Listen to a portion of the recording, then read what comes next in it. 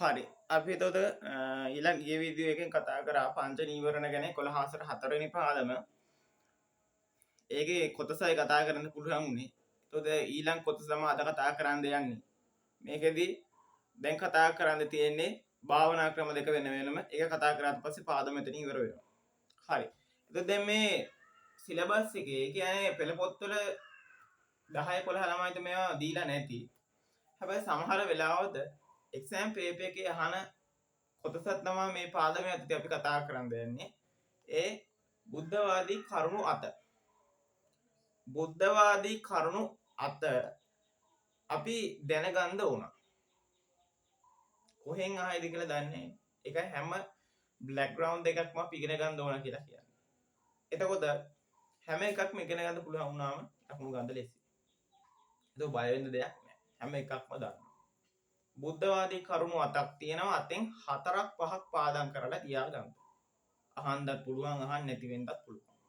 පළවෙනි බුද්ධවාදී කරුණ තමයි. හැබැයි මේක දීලා නැහැ කොහෙවත් අච්චු පොත්වල. මේක දැනගන්න ඕන. පළවෙනි එක තමයි ධර්මයේ පිළිබඳ සැක ඇතිවීම.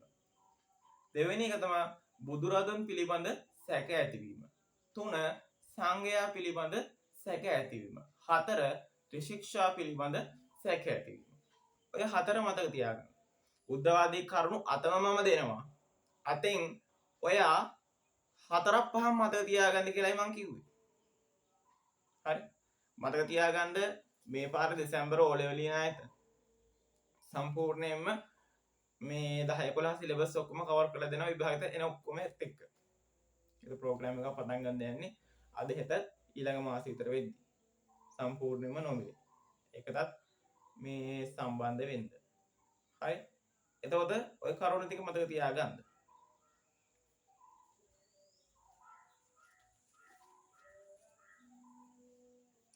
බුද්ධවාදී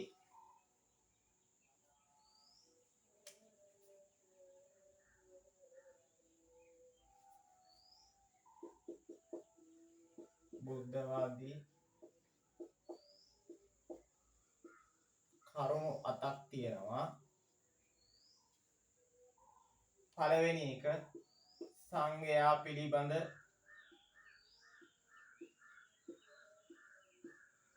සැක ඇතිවීම.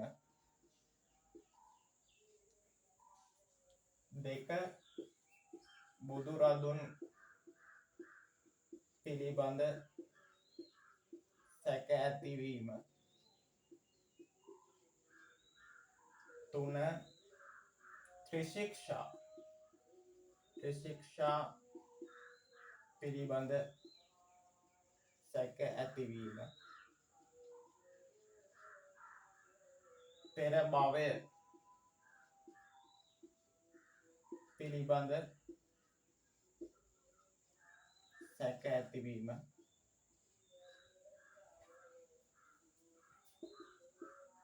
ධර්මය පිළිබඳ මතක තියාගන්න ඔයාලට විභාගේ තහන ඔක්කොම මම උගන්වනවා. අහන හැම තැනක්. ඒක ඉගෙන ගත්තාම ඉතින් 100න් 100ම ගන්න පුළුවන් කියන්නේ ඒකයි. හරි. මේ අත කවුරුත් දෙන්නේ නැහනේ. ඉස්කෝලවල එහෙම. ධර්මයේ පිළිබඳ සැක ඇතිවීම. 6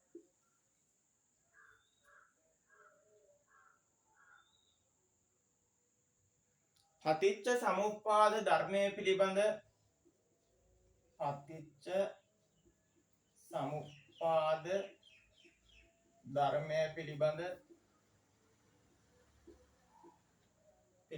සැක ඇතිවීම. මේවා වෙන කොහෙවත් උගන්වන්නේ නැහැ. හරි. නමුත් විභාගෙට එනවා. ඒකයි ලකුණු නැත්තේ ගිය පාර 133ක් බුද්ධ ධර්මයේ ෆේල් උනේ ඒකයි. මෙන්න මේ කරුණු හින්දා. දන්නේ නැහනේ. ඒකයි. හරි. ඊට පස්සේ 7 වෙනි කරුණ. පෙර අනාගත භව දෙකම පිළිබඳ සැක ඇතිවීම.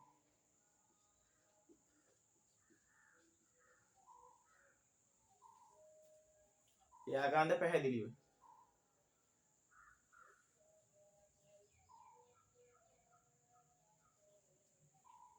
ලියාගන්න පැහැදිලිව. 8 වෙනි එක අනාගත භාවය පිළිබඳ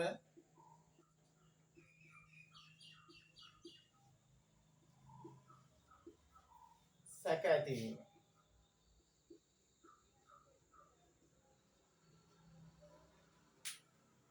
මේ වීඩියෝ එක බලන හැම කෙනෙක්ම අද දවසේ වාසනාවන්තයි.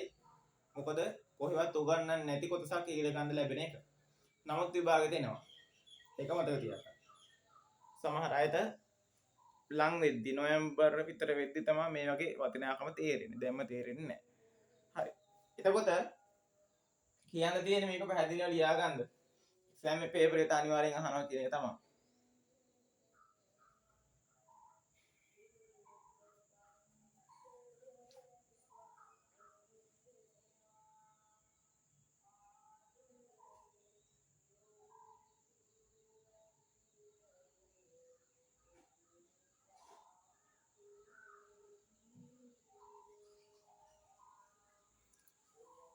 මේ තියෙන දේ බුද්ධවාදී කරුණු අත සංඝයා පිළිබඳ සැක ඇතිවීම, බුදුරදුන් පිළිබඳ සැක ඇතිවීම, ත්‍රිශික්ෂා පිළිබඳ සැක ඇතිවීම, පෙරභවය පිළිබඳ සැක ඇතිවීම, ධර්මයේ පිළිබඳ සැක ඇතිවීම, පටිච්ච සමුප්පාද ධර්මයේ පිළිබඳ සැක ඇතිවීම, පෙර අනාගත භව දෙකම පිළිබඳ සැක ඇතිවීම, අනාගත භාවය පිළිබඳ සැක ඇතිවීම. හරි. ඒක මේව දැනගන්නවා කියන්නේ ඇත්තම වාසනාවන්ත වෙන්න ඕන.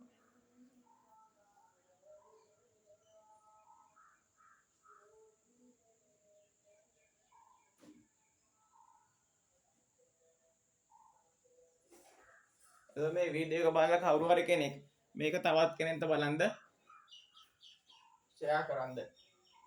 හරි. ඊට පස්සේ අපි යන ඊළඟ කොටසට මේ පුද්ගල චරිත 6ක් තියෙනවා. පුද්ගල චරිත 6 තමයි රාග චරිත, දෝෂ චරිත, මෝහ චරිත, බුද්ධි චරිත, විතක්ක චරිත, ශ්‍රද්ධා චරිත කියලා චරිත 6ක් තියෙනවා. ඔය වගේ දෙකක් තුනක් අනිවාර්යයෙන්ම අහනවම තමයි. වාරි විභාගෙත් අහනවා, ඕල් විභාගෙත් අහනවා. පුද්ගල චරිත 6. 6ව කටපාඩමේ තියෙන්න ඕන. පුද්ගල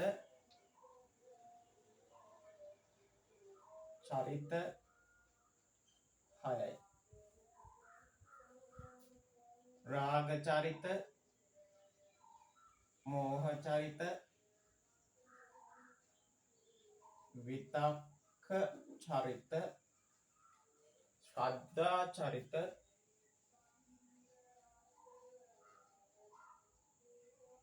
බුද්ධි චරිත,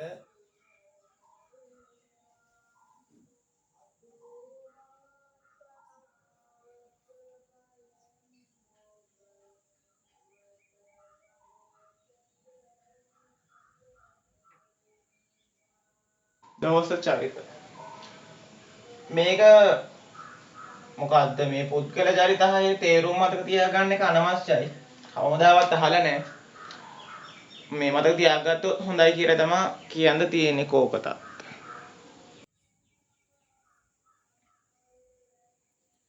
හරිද?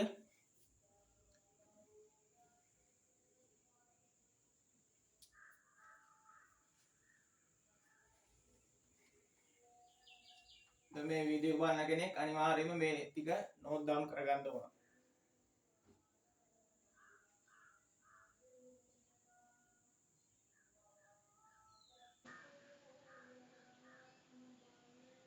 ඊට පස්සේ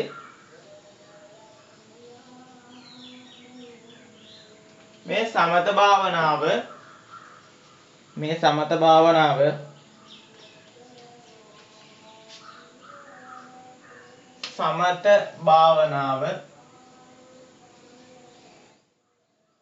හඳුන්වන නම් තියෙනවා. මොනවාද නම්? චිත්ත භාවනාව,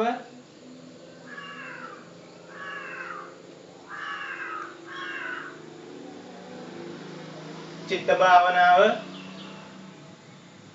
සමාධි භාවනාව. ඔන්න හඳුන්වන නම්. හඳුන්වන නම්.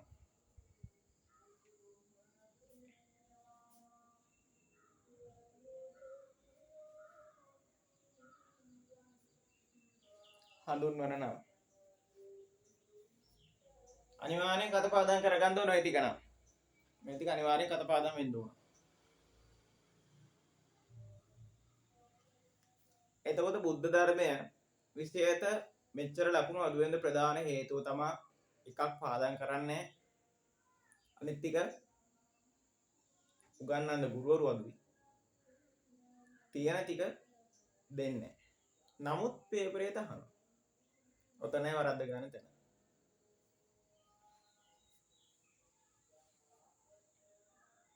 හරි. ඊට පස්සේ මේ සමාධි භාවනාව නැත්නම් සමත භාවනාවෙන් කරන්නේ මොකද්ද? සිත දියුණු කරන එක. සිත දියුණු කරන එක. විදර්ශනා භාවනාව කියන්නේ ඇත්ත ඇති සතියින් දකින්න එකනේ. ඔකනේ. ඊට පස්සේ අපි තියෙනවා කතා කරගෙන යන්න මේ පුද්ගලයෙකුගේ චරිත ස්වභාවය තීරණය කරද්දී ඒ සඳහා පාදක කරගන්න කරුණු හතරක් තියෙනවා. මේවත් අහන සමහර වෙලාවක. කරුණු හතර තමයි ඔහුගේ රුචි අරුචිකම්, ඔහු සිතන පතන ආකාරය, ඔහුගේ ඇවතුම් පැවතුම්. ඔය ටික. ඊළඟට මේ භාවනාවද පිවිසෙන තැනත්තා ඉටු කරගන්න ඕන පූර්ව අවශ්‍යතා. පූර්ව අවශ්‍යතා 10 වසරට ඉගෙනුවා. 10 වසරේ පොතේ තියෙනවා. පූර්ව අවශ්‍යතා ධර්ම ශ්‍රවණයේ, කල්‍යාණ මිත්‍ර ආශ්‍රය, හරි. ඔය ටික වීර්ය ප්‍රඥාව ඔය ටික 10 වසරේ තියෙනවා. 11 වසරේ තියෙන්නේ ඔය ඉගෙනගෙනනේ. හරි. එතකොට 11 වසරේ අපි ඉගෙන ගන්න තියෙන ඊළඟ කොටස තමයි මේ සමත භාවනාවෙන් ලැබෙන ඉහළම ඵල දෙකක් තියෙන පංච අභිඥා. පංච අභිඥා සහ අෂ්ටඵල සමාපatti. ඕකත් ඉගෙන ගත්ත 10 වසරෙන් මේ පංච අභිඥා මේ පුද්ගලයෝ මේ කරේ කවුද කියලාත් අපි ඉගෙන ගත්තානේ. ඊට පස්සේ අෂ්ටඵල සමාපatti මේ එහෙම පුරපු පුද්ගලයෝ ගැන අපි ඉගෙන ගත්තා. 10 වසර පොතේ තියෙනවා ඒ ටික. 10 මෙතන ලියන්න ඕනේ නැහැ. හරි. ඊට පස්සේ සීලෙන් යුතුව සමත භාවනාව සඳහා යොමු වෙද්දී පුද්ගලයෙකු තුළ තියෙන ගුණාංග. ඕවා 10 වසරේ තියෙනවා. මොනවාද? ඉන්ද්‍රිය සංවරය, සති සම්පජාඤ්ඤ, සන්තුට්ඨියතා. ඔච්චරයි සමත භාවනාව. ඔච්චරයි සමත භාවනාව. ඊට පස්සේ වැඩි දුර අපිට ඉගෙන ගද්දී මතක තියාගන්න ඕන මේකේ සමත භාවනාව බුදු හිමිලෝ පහළ වීමට පෙර පතම් ಭಾರತයේ තිබ්බ බවද සාක්ෂි වුණා හරිය වුවොත්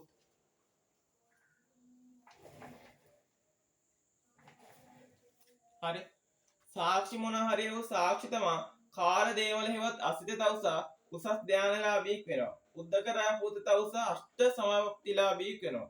ආරාලකාරාම තවුසා සප්ත සමාප්තිලාභීක් වෙනවා. ඕවා තමයි සාක්ෂි තුන.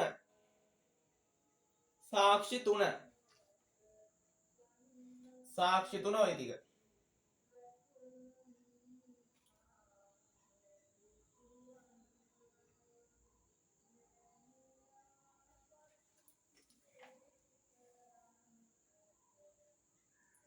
ඊට පස්සේ දෛනික ජීවිතයට සමත භාවනාවෙන් ලැබිය හැකි ප්‍රයෝජන ගැන කතා කරද්දී ප්‍රයෝජන 6ක් තියෙනවානේ. මතක ශක්තිය වැඩි වෙනවා, ඉවසීම ශක්තිය දියුණු වෙනවා, ගැටලුවක් විසඳ ගන්න පුළුවන් ආකාරය මේ මනව අවබෝධ වෙනවානේ. ඊට පස්සේ එක අරමුණක සිට එකක තියාගන්න පුළුවන්. සමහර අය තියෙන ප්‍රශ්නයක් තමයි පාදම් කරන්නේ එක අරමුණක තියාගන්න බෑ හිත. භාවනා කරන්න වෙනවා. ඊට පස්සේ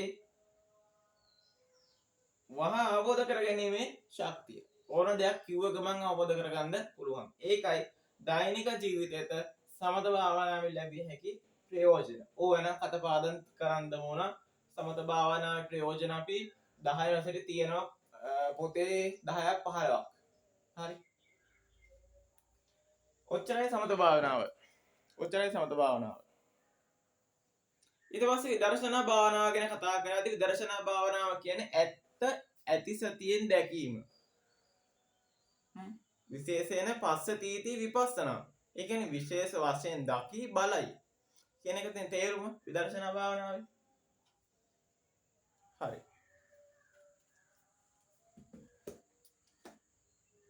ඊට පස්සේ මේ විදර්ශනා භාවනාව හඳුන්වන නම් තමා ත්‍රිලක්ෂණ භාවනාව, ඊට පස්සේ ප්‍රඥා භාවනාව, විපස්සනා භාවනාව. විපස්සනා භාවනාව ලියාගත්තා ලියාගන්න.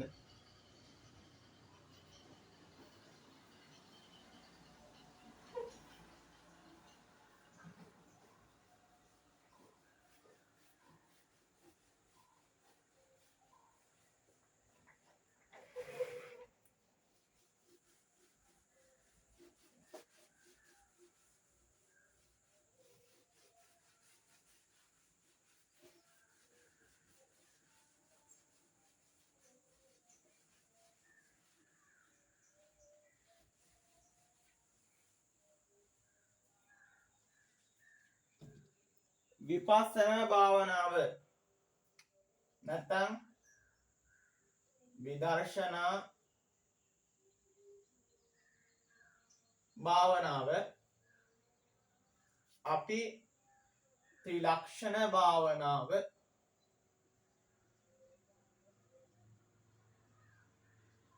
ප්‍රඥා භාවනාව,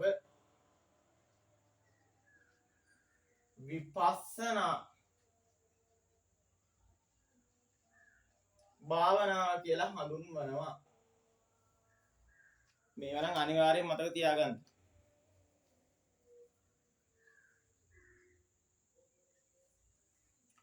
ඔන්න නම් ඊට පස්සේ විභාගෙට අහන්න පුළුවන් මේ විපස්සනා භාවනාව නැත්නම් විදර්ශනා භාවනාව කියන්නේ මොකද්ද කියලා. ඒ කියන්නේ මොකද්ද? විශේෂ වශයෙන් දකි බලයි. අර සමත භාවනාව අර අපි ඉගෙන ගත්ත කලින් වීඩියෝ එකේ ඒ වගේ තමයි. එතකොට විදර්ශනා භාවනාව කියන මොකද්ද කියලා අහුවොත් විශේෂයෙන්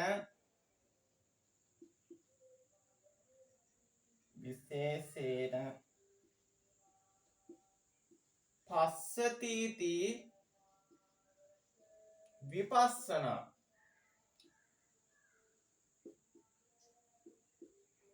විශේෂයෙන් පස්සතීති විපස්සනා. ඒ කියන්නේ මේකෙම තේරෙන විශේෂයෙන් කියන්නේ විශේෂයෙන්. පස්සතීති විපස්සනා දකි බලයි. ඔච්චරයි. එතකොට විශේෂණ පස්සතීති විපස්සනා කියලා කියන්නේ විශේෂ වශයෙන් දකි බලයි. ඔච්චරයි. දකි බලයි.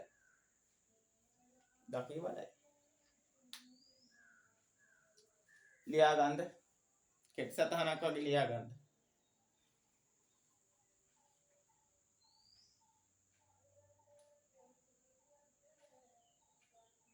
ඊට පස්සේ මේ සත්‍ය අවබෝධය ප්‍රධාන කොටස් දෙකකට බෙදෙනවා. පරමාර්ථ සත්‍ය අවබෝධය සහ මේ සම්මුති සත්‍ය අවබෝධය කියලා. ඒකේ කොටස් දෙක විතරක් මතක තියාගන්න. ඊට පස්සේ අපි ඉගෙන ගන්නවා පංචස්කන්ධය. රූප, වේදනා, සංඥා, සංකාර, විඥාන. ඒකත් මතක තියාගන්න පංචස්කන්ධය. ඊට පස්සේ මේ පංච නීවරණ එළියෙන්ද කිව්වොත් පංචස්කන්ධය එළියනවා. ඒ ලකුණු හම්බ වෙනවද? නැහැ. පංචස්කන්ධය නම් පංචස්කන්ධය. මේකෙත් භාවනා කියන්නේ මේ විදර්ශනා භාවනාව කියන්නේ මොකද්ද කියලා අහුවොත් මේ ටික ලියලා හරියන්නේ නැහැනේ. මේකයි ලියන්න ඕනේ. අදාළ දේ අදාළ විදිහට ලියන්න කියන්නේ ඒකයි.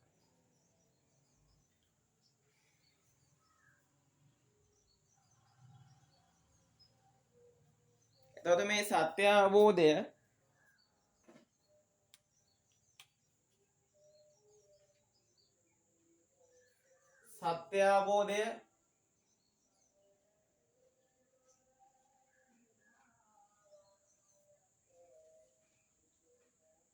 ප්‍රධාන කොටස් දෙකකට බෙදෙනවා. පරමාර්ථ සත්‍ය අවබෝධය සහ සම්මුති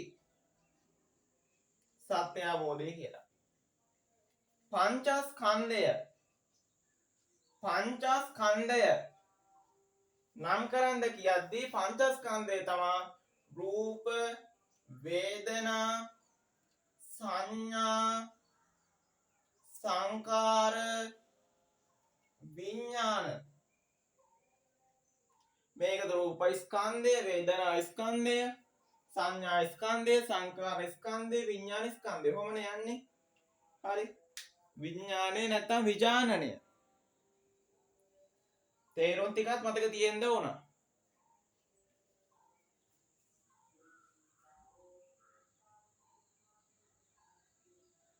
මේ සත්‍ය අවබෝධය යටතේ ප්‍රශ්නේ අහන්නේ කොහොමද දන්නවද ලෝකය සහ අපත අවබෝධ කරගත හැකි අවබෝධයන් ප්‍රධාන කොටස් දෙකකට බෙදිය හැක. ඉන් දෙකක් නම් කර හඳුන්වන්න කියලා අවස්ථාවලුත් තියෙනවා. එතකොට මේ දෙක ලියන්න ඕන. පරමාර්ථ සත්‍ය අවබෝධයයි සම්මුති සත්‍ය අවබෝධයයි. ඊළඟට මේ විදර්ශනාවේ යුක්ත ත්‍රිලක්ෂණයට අනුව බලන පුද්ගලයා තුළ තියෙන ලක්ෂණ පහක්. ඒ කියන්නේ විදර්ශන භාවනාව කියලා කියන්නේ ඇත්ත ඇත සතියෙන් දකින එකනේ. ඇත්ත ඇත සතියෙන් දකින එක. මේක තමයි මේ අපිට කරන්න පුළුවන් භාවනාව. ඇත්ත ඇත සතියෙන්. එතකොට මේකේ ආදර්ශ තියෙනවා. අපි මේ 10 අසරේ උගන්වනවා. විදර්ශනා භාවනාව ඉගෙන ගද්දී.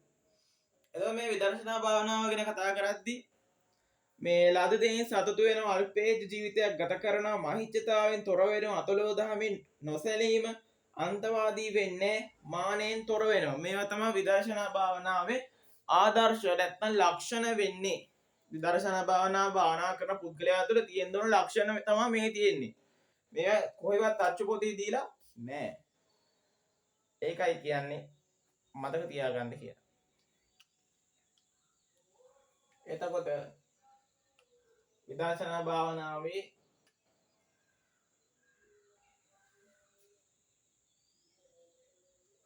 විදර්ශනා භාවනාව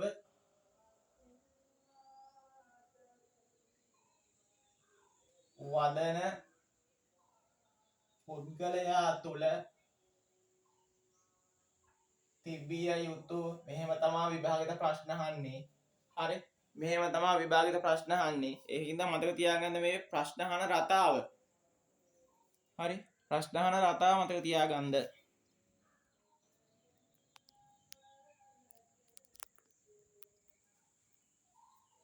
තිබිය යුතු ආදර්ශ නැත්නම් ලක්ෂණ ඔහොමනේ අහන්නේ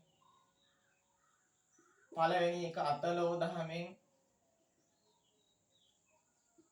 නොසැලීම දෙක මානයෙන් තොරවීම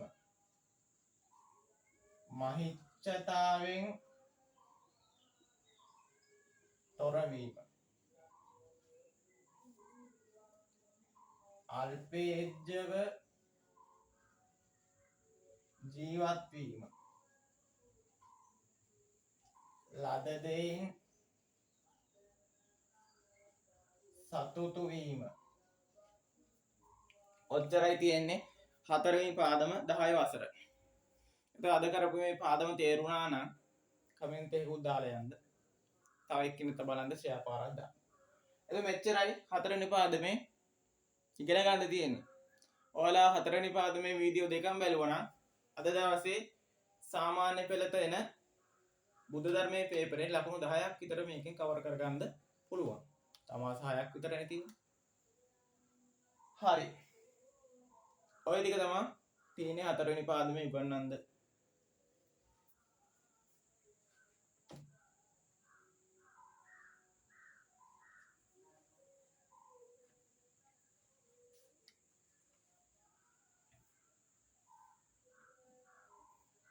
දැන් මොකක් හරි ප්‍රශ්නයක් තියෙනවා නම්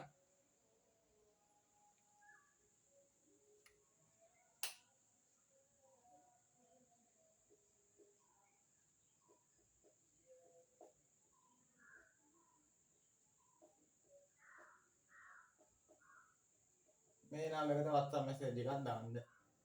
හරි.